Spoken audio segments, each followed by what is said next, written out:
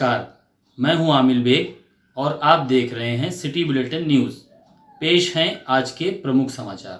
अयोध्या जनपद में एनजीटी के आदेश पर अफीम कोठी के पास कूड़ा डंपिंग एरिया में कूड़े के निस्तारण के कार्य शुरू हुए, जिसकी शुरुआत नगर निगम के महापौर ऋषिकेश उपाध्याय ने नारियल तोड़कर और मशीन से कार्य का शुभारंभ किया। शहर के सॉलिड वेस्ट कूड़े के निस्तारण के लिए नगर निगम ने कार्रवाई शुरू कर दी है। ये मशीनें कूड़े का प्रोसेस करेंगी। कूड़ा अलग अलग 3 भागों में तोड़े जाएंगे। प्रोसेस के बाद इस कूड़े को सीमेंट इंडस्ट्री और अन्य इंडस्ट्री में भेजा जाएगा, जहां इसका प्रयोग ईंधन के रूप में किया जाएगा। यही नहीं, साइंटिफिक प्रयोग के बाद उर्वरक के रूप में भी इसका उपयोग हो सकेगा। दरअसल डंपिंग एरिया के बगल में 14 कोसी परिक्रमा मार्ग है और परिक्रमा मार्ग पर चलने वालों को यहां से गुजरने पर दुर्गंध आती थी, जिसके बाद एनजीटी ने इस कूड़े को हटाने का आदेश दे दिया था। ये डंपिंग एरिया सरजू के कक्षार में है। कूड़ा हटाने के बाद इस जमीन को सीता झील के रूप में डेवलप किया जाएगा। इस मौके पर महापौर ऋषिकेश उपाध्याय, जिलाधिकारी अनुज कुमार झा और नगर आयुक्त विशाल सिंह मौजूद रहे। देखिए, एक बहुत ही अच्छी काम की शुरुआत आज यहाँ पे मेयर साहब और नगर निगम की पूरी टीम, नगर आयुक्त साहब सब ने मिलकर किया है।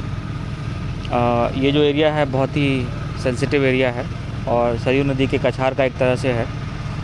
यहाँ आप देखेंगे बहुत सारा आपको बर्ड्स मिल जाएंगे, वाइल्ड लाइफ मिल जाएगा, तो उसको निश्चित रूप से प्रोटेक्शन करने की ज़रूरत है। और इसमें एनजीटी का भी एक ऑर्डर हुआ था कि यहाँ जो पुराना वेस्ट पहले का पड़ा हुआ है उस वेस्ट को यहाँ से हटाना है और इसको दोबारा से कंजर्व करना है एरिया को। तो उसी के दृष्टिकोण से आज जो है ये पुराना वेस्ट यहाँ पे पड़ा हुआ है उसको यहाँ से क्लीन करने की कार्रवाई शुरू हुई है।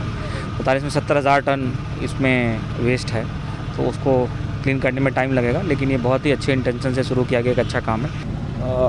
पूर्व में यहाँ के जो कूड़ा निकलता रहा होगा सॉलिड वेस्ट इस पूरे नगर का, उसकी डंपिंग यहाँ पे की जाती थी, जिसकी वजह से इस पूरे क्षेत्र में यहाँ से लेकर के और कम से कम आगे 1.5-2 किलोमीटर तक के क्षेत्र में पूरा लीगेसी वेस्ट इकट्ठा हो गया है। इसके विषय में हमारा उत्तर प्रदेश शासन भी चिंतित था और इस विषय में एनजीटी का ऑर्डर भी है कि हमको इस लीगेसी वेस्ट को यहाँ से हटाकर इस भूमि को रिक्लेम करना है, वापस जिस रूप में थी उस रूप में इसको करना है। इसके लिए नगर निगम द्वारा ये पहल की गई है और आज शुभारंभ उसका माननीय महापौर जी द्वारा किया गया। जो मशीनें आपको दिखाई पड़ रही हैं पीछे, ये मशीनें इस पूरे कूड़े को प्रोसेस करेंगी और इसको अलग अलग 3 भागों में तोड़ेंगी। जो ऐसा कूड़ा है जो प्लास्टिक है या अयोध्या में बीएड की प्रवेश परीक्षा जनपद के 39 केंद्रों पर हुई। अब तक 16,551 परीक्षार्थी बीएड प्रवेश परीक्षा दे रहे थे। इन सभी केंद्रों पर पर्यवेक्षक मजिस्ट्रेट व स्टैटिक मजिस्ट्रेट की तैनाती की गई थी। बीएड की प्रवेश परीक्षा को लेकर जिलाधिकारी अनुज झा और एसएसपी शैलेश पांडे ने जनपद के परीक्षा केंद्रों पर जाकर उसका निरीक्षण किया। बीएड 2021-22-23 की प्रवेश परीक्षा को सकुशल संपन्न कराने के लिए आज तैयारियां पूरी की गई थीं। विभिन्न परीक्षा केंद्रों का आकस्मिक निरीक्षण किया था जिलाधिकारी अनुज कुमार झा और एसएसपी ने संयुक्त रूप से। राजकीय कन्या इंटर कॉलेज फैजाबाद, MPLL आदर्श इंटर कॉलेज धारा रोड, साकेत पीजी कॉलेज में जिलाधिकारी ने निरीक्षण किया। जिलाधिकारी ने बताया कि परीक्षा को सकुशल संपन्न कराने के लिए निर्देश दिए गए थे। जनपद के 39 परीक्षा केंद्रों पर प्रवेश परीक्षा सकुशल संपन्न हो रही है। देखिए, 39 केंद्रों पे एग्ज़ाम चल रहा है इस वक्त, तो हम लोग कुछ केंद्र भी देखते हुए आए हैं, अभी और आगे जा करके देखेंगे। बहुत ही अच्छे माहौल में फोर्स डिप्लॉयमेंट के साथ, मजिस्ट्रेट डिप्लॉयमेंट के साथ और अच्छी ट्रेनिंग के साथ जो है हर जगह एग्ज़ाम सकुशल संपन्न हो रहा है। बच्चों का अटेंडेंस काफ़ी हाई परसेंट है। एट द सेम टाइम इस एग्ज़ाम को शुचितापूर्ण ढंग से कराना है, ये इसका उच्च स्तर से निर्देश है, तो उसी को देखते हुए पूरी सतर्कता के साथ जो एग्ज़ाम इसको ठीक से कराया जा रहा है। अयोध्या जनपद को स्वच्छ, सुंदर और गड्ढा मुक्त बनाने की कवायद चल रही है।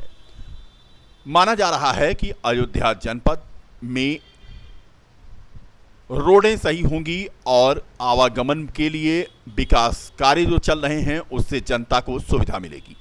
लेकिन ये तस्वीरें जो आपको दिखाई दे रही हैं, ये तस्वीरें रायबरेली रोड से लेकर के इलाहाबाद रोड के बीच का जो ओवरब्रिज है उसके पास की है।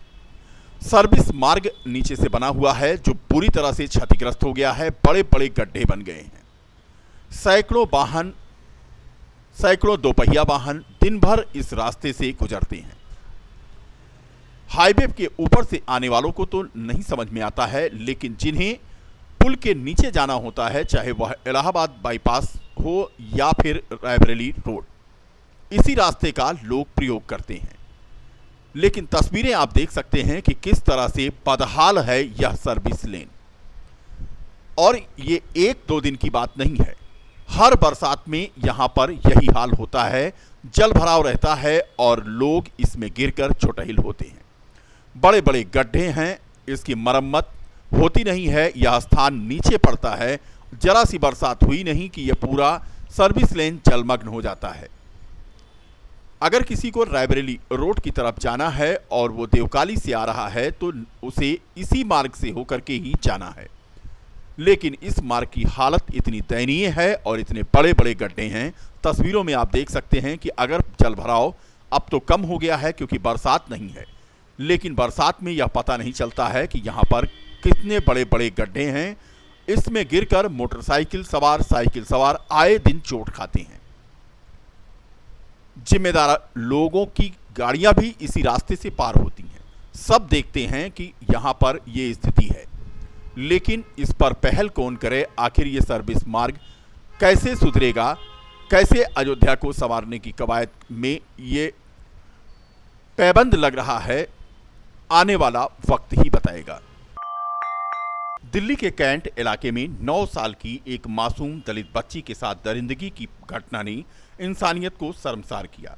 मासूम बच्ची के साथ हैवानियत की गई और इसका विरोध कांग्रेस ने किया। कांग्रेस जनों ने देश की बेटी को कैंडल जलाकर श्रद्धांजलि अर्पित की। पीड़ित परिवार को तत्काल न्याय देकर मानवता को तार-तार करने वाले दुष्कर्मियों, दोषियों को जल्द से जल्द फांसी देने और जबरदस्ती अंतिम संस्कार करने वाले षड्यंत्रकारी दोषियों को कड़ा से कड़ा दंड देने की मांग की गई।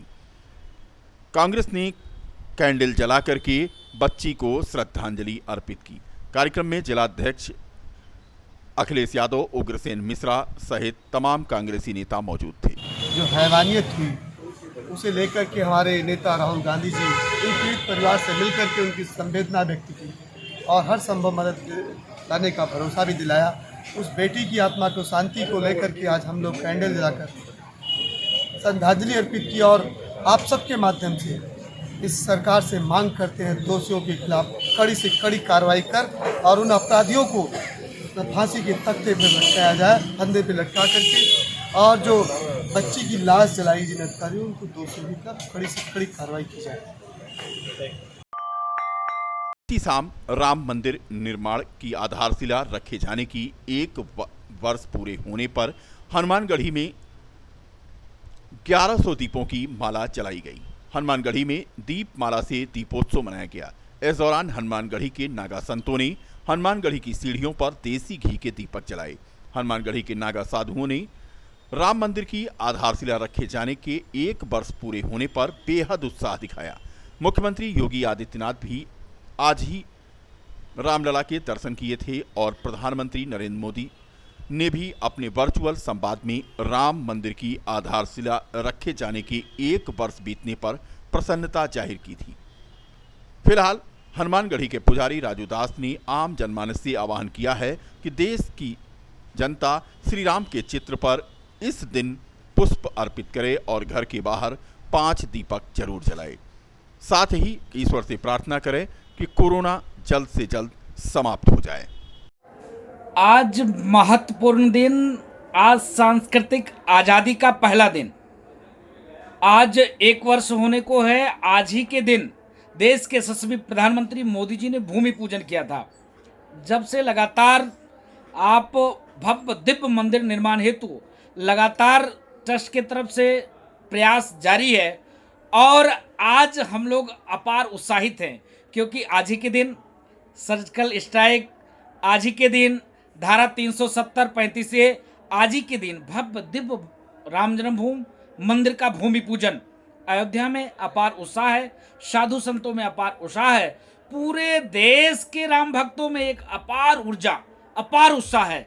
आज हम लोग एक तरह से जो है कहें तो पूरा ऊर्जा से ओतप्रोत हैं। इसके नाते मैं देश के सभी आम जनमानस से हाथ जोड़कर विनम्र सड़कों का निर्माण कराकर ही विकास की गति में तेजी लाई जा सकती है। प्रदेश सरकार का संकल्प है कि प्रत्येक सड़कों का समुचित निर्माण कराया जाए। इसी उद्देश्य को लेकर के सड़कों का निर्माण अयोध्या में हो रहा है। यह उद्गार बाल गंगाधर तिलक वार्ड से अरविंद सिंह के घर से होते हुए बंसीलाल मौर्य के घर तक इंटरलॉकिंग अवसर पर में मौजूद नगर विधायक वेद प्रकाश गुप्ता ने विधायक ने तिलक नगर कॉलोनी जनौरा से विवेक मिश्रा के घर तक निहालपुरा वी मार्ट के पीछे घर तक ईदगाह के पीछे से शिवांगी मिश्रा हॉस्टल तथा रानोपाली मिश्रा हॉस्टल के सामने से राजेश सोनकर के घर तक की इंटरलॉकिंग सड़कों का लोकार्पण किया। इस अवसर पर आलोक द्विवेदी, बालकृष्ण वैश्य तथा हरिभजन गौड़, सुधीर श्रीवास्तव, अशोका द्विवेदी, अनूप श्रीवास्तव आदि मौजूद थे। के द्वारा काम हुए थे के काम का कोरोना कल्टिवेशन का लोकार्पण नहीं हो पाया था। आज वो सब लोकार्पण के लिए हमारे साथ हमारी मंडल अध्यक्ष, स्थानीय पार्षद सब लोग हैं। हम लोग उन सड़कों का लोकार्पण कर रहे हैं और एक फायदा ये हुआ है कि देख रहे हैं कि वो पिछले 4-5 महीने में बनती थी, वहाँ कमियाँ थी, उन कमियों को दूर कराने का कितनी जगहों पर बीकापुर में शुक्रवार को बार एसोसिएशन बीकापुर के तत्वावधान में नवनिर्वाचित पदाधिकारियों की शपथ ग्रहण का आयोजन अधिवक्ता सभागार में हुआ। कार्यक्रम में नवनिर्वाचित एसोसिएशन के पदाधिकारियों ने अपने पद और गोपनीयता की शपथ लेते हुए अपने कर्तव्यों के प्रति सजग रहने की संकल्पना व्यक्त की। इससे पहले शपथ ग्रहण समारोह के मुख्य अतिथि सपा के पूर्व विधायक आनंद सेन यादव ने निर्वाचित पदाधिकारियों को शपथ दिलाते हुए बार एसोसिएशन बीकापुर से अपना और अपने परिवार तथा पार्टी का दिली रिश्ता बयान करते हुए एसोसिएशन के लिए अधिवक्ता हित में हर वक्त तत्पर रहने का दावा किया। कार्यक्रम में बतौर मुख्य अतिथि उपस्थित उप जिलाधिकारी बीकापुर केडी शर्मा तथा तहसीलदार बीकापुर पवन कुमार गुप्ता ने नवनिर्वाचित कमेटी के साथ बार और बेंच के मधुर संबंध स्थापित कर वाद कार्यों के हित में कार्य करने का ऐलान किया। शपथ ग्रहण करने वालों में मुख्य रूप से अध्यक्ष मैनुद्दीन, मंत्री श्याम नारायण पांडे, पदाधिकारी राधेश्याम गोल्ड, राजेश कुमार श्रीवास्तव समेत विभिन्न पदों पर निर्वाचित हुए नए पदाधिकारियों ने पद और गोपनीयता की शपथ ली। नवनिर्वाचित अध्यक्ष मैनुद्दीन ने दावा किया कि बार एसोसिएशन के परिसर को गंदगी से मुक्त करवाना उनकी पहली प्राथमिकता होगी। उन्होंने भी बार और बेंच के बीच सामंजस्य स्थापित करके कार्य करने की संकल्पना व्यक्त की। बार एसोसिएशन का कार्यक्रम बीकापुर तहसील में बार के अधिवक्ताओं द्वारा आयोजित किया गया था, जिसमें शपथ ग्रहण का कार्यक्रम था और हमारे नवनिर्वाचित कमेटी के अध्यक्ष, मंत्री और उपाध्यक्ष तथा सभी सदस्यों द्वारा शपथ ग्रहण किया गया। शपथ ग्रहण करने के बाद जो संबोधन हुआ और जो लोगों ने प्रस्ताव रखा कि हम लोगों की तरफ से, खासतौर पर समाजवादी पार्टी की तरफ से हमेशा बार का सम्मान किया गया और कभी किसी तरीके की कोई दिक्कत नहीं हुई है। उनके सम्मान में हम लोगों ने हमेशा बढ़ चढ़ करके हिस्सा लिया है। स्वर्गीय बाबू मित्र सेन यादव जी रहे, उन्होंने भी बार का सम्मान किया। हमारे सीताराम निषाद जी रह चुके हैं, उन्होंने भी बार का सम्मान किया है। और ये बाबू जगजीवन प्रसाद जी हैं, ये सामने आपकी बिल्डिंग बन रही है और भविष्य में हम ये वादा करते हैं कि अगर हम लोगों को जिम्मेदारी मिली तो बार के सम्मान में कहीं कोई किसी तरीके की कोई कभी कमी नहीं रहेगी। अध्यक्ष, हमें ये कहना है कि जो हमारा ये काम धाम है, बार बेंच का तालमेल है, पूरा बना करके इसको हम सुचारू रूप से साल भर अपने कार्यकाल में चलाएंगे। इसके बाद हमारा मुख्य लक्ष्य है कि हमारा बीकापुर तहसील हर रूप से जो है अच्छे तरीके से स्वच्छ हो। यहाँ का जो है गंदगी की जो आज तक हमने अंबार देखा है, हमारा पूरा प्रयास रहेगा कि बीकापुर हमारा स्वच्छ इसमें जो है स्वच्छता देखने को मिले, कहीं कोई गंदगी न मतलब जो है नज़र में आवे। इसके बाद जो है हम जो है अपने साथियों में तालमेल बना करके जो है अपने पद का निर्वहन करूँगा। किसी भी प्रकार का कहीं कोई जो है हम लोगों में आपस में बैनसत्ता या फूट फाट नहीं उत्पन्न होने पाएगी। देखिए, हमारा इस पर यह कहना है कि जो है सरकार जो है जितना आवश्यकता है काम करने वालों की कोर्टों पर, उसकी नियुक्ति नहीं हो पा रही है। तो हमारा उस पर जो है पूरी नज़र रहेगी कि कोई गड़बड़ आदमी बैठ करके वहाँ काम न करे, ताकि हमारे अधिवक्ता, हमारा जो है बातकारी जनता किसी तरीके से पीड़ित ना हो। हम यही प्रयास करेंगे कि गड़बड़ लोगों को वहाँ पर बैठाया न जाए और उनकी जगह अगर काम लेना है तो कुछ सही लोगों को बैठा करके काम को सुचारू रूप से निपटाया। जल चढ़ी तेरस पर आज जगह जगह पर शिव भक्तों ने भंडारे का आयोजन किया। इसी उपलक्ष्य में रिकाबगंज के मनकामेश्वर महादेव मंदिर पर विशाल भंडारे का आयोजन किया गया।